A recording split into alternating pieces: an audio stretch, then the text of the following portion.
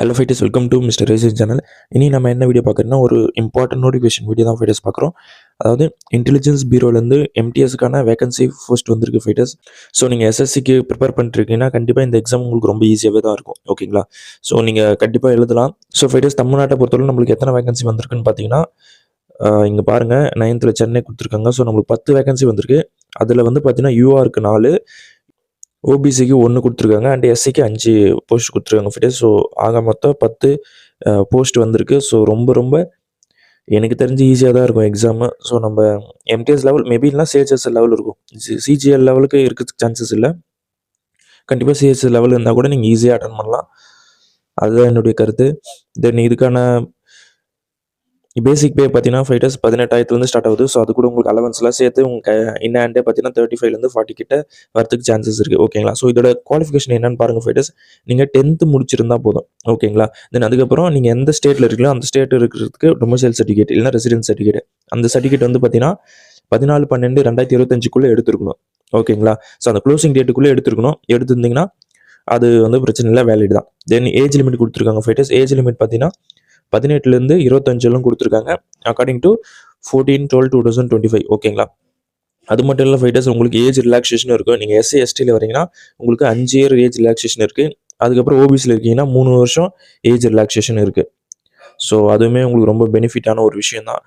தென் அதுக்கப்புறம் என்ன முக்கியமான பாயிண்ட்டுன்னு பார்க்குறீங்கன்னா, இதில் ஃபிசிக்கல் மெடிக்கலில் அதெல்லாம் அவ்வளோ பெரிய விஷயம் இல்லை ஃபைட்டர்ஸ். ரொம்ப அதெல்லாம் எதுவும் இல்லை. அதெல்லாம் நீங்கள் அதை பற்றி வரி பண்ண வேண்டியதில்லை.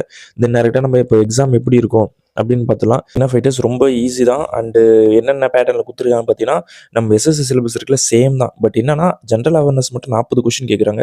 மேக்ஸ்லேருந்து 20 கொஷின், ரீசனிங்லேருந்து 20 அண்ட் இங்கிலீஷ்லேருந்து 20. ஓகேங்களா? ஸோ மொத்தம் 100 கொஷின்ஸ் இருக்குது, 100 மார்க். ஓகேங்களா? ஒவ்வொரு கொஷினுக்கு வந்து 1 மார்க்கு. ஸோ ஃபைட்டர்ஸ், இதில் நெகட்டிவ் மார்க்கும் இருக்குது. நீங்கள் ஒரு கொஷின் தப்பு பண்ணிங்கன்னா கூட உங்களுக்கு 0.25 மார்க் வந்து மைனஸ் ஆகிடும். நீங்கள் கரெக்டாக கேர்ஃபுல்லாக இருங்க. ஓகேங்களா? தென் அதுக்கப்புறம் பார்த்தீங்கன்னா சிபிடி 2 வந்து எப்படி இருக்குன்னு பார்த்தீங்கன்னா, அது வந்து டிஸ்கிரிப்டிவ் டைப் தான். ஸோ ஜஸ்ட்டு ஜென்ரல் இங்கிலீஷ் உங்களுக்கு தெரிஞ்சால் போதும். எஸ்ஏ ரைட்டிங்கு, அதுக்கப்புறம் பார்த்தீங்கன்னா சினானிம்ஸ் ஆண்டனிம் ஃபைண்ட் அவுட் பண்ணுறது, கிராமர் எரர்ஸ் இருந்துச்சுன்னா அதை ஃபைண்ட் அவுட் பண்ணுறது, வெக்காபுலரி உங்களுக்கு ஓரளவுக்கு தெரிஞ்சால் போதும். அண்ட் ஜஸ்ட் குவாலிஃபைங் ஆச்சு தான் ஃபைட்டர்ஸ். டயர் 1 தான் வெரி இம்பார்ட்டன்ட்.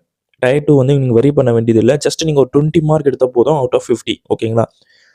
அப்படி எடுத்தாலே போதும், நீங்கள் வந்து இதுக்கு குவாலிஃபை ஆகிடுங்க.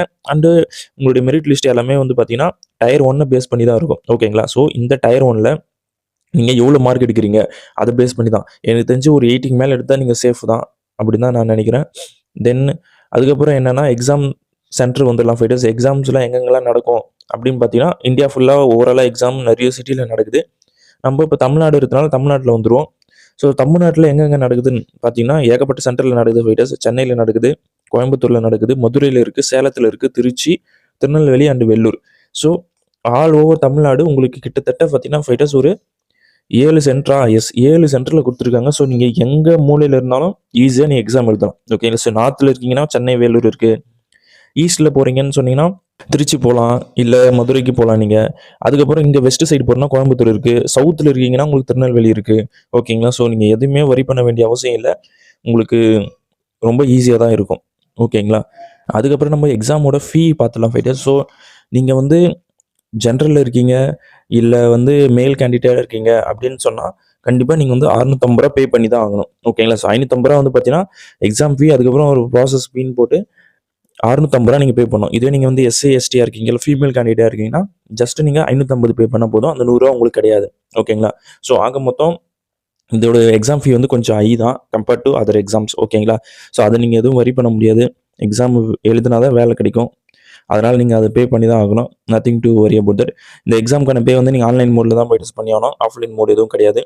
ஸோ நீங்கள் ஜிபே, ஃபோன்பே யூஸ் பண்ணுறீங்கன்னா ஈஸியாக நீங்கள் இது பண்ணிடலாம். மற்றபடி அதில் வேறு எதுவும் சொல்கிறதுக்கு இல்லை ஃபைட்டர்ஸ். எக்ஸாம்ஸ் வந்து பார்த்தீங்கன்னா ஃபைட்டர்ஸ் உங்களுக்கு ஹிந்திலையும் இங்கிலீஷ்லையும் மட்டும்தான் இருக்கும். தமிழில் இருக்கிறது சான்சஸ் இல்லை. ஸோ நீங்கள் இங்கிலீஷ் மீடியம் ஸ்டூடெண்ட்டாக இருக்கீங்கன்னா உங்களுக்கு இன்னும் ரொம்ப பெனிஃபிட்டாக இருக்கும் இந்த எக்ஸாமை பொறுத்தவரைக்கும். ஓகேங்களா?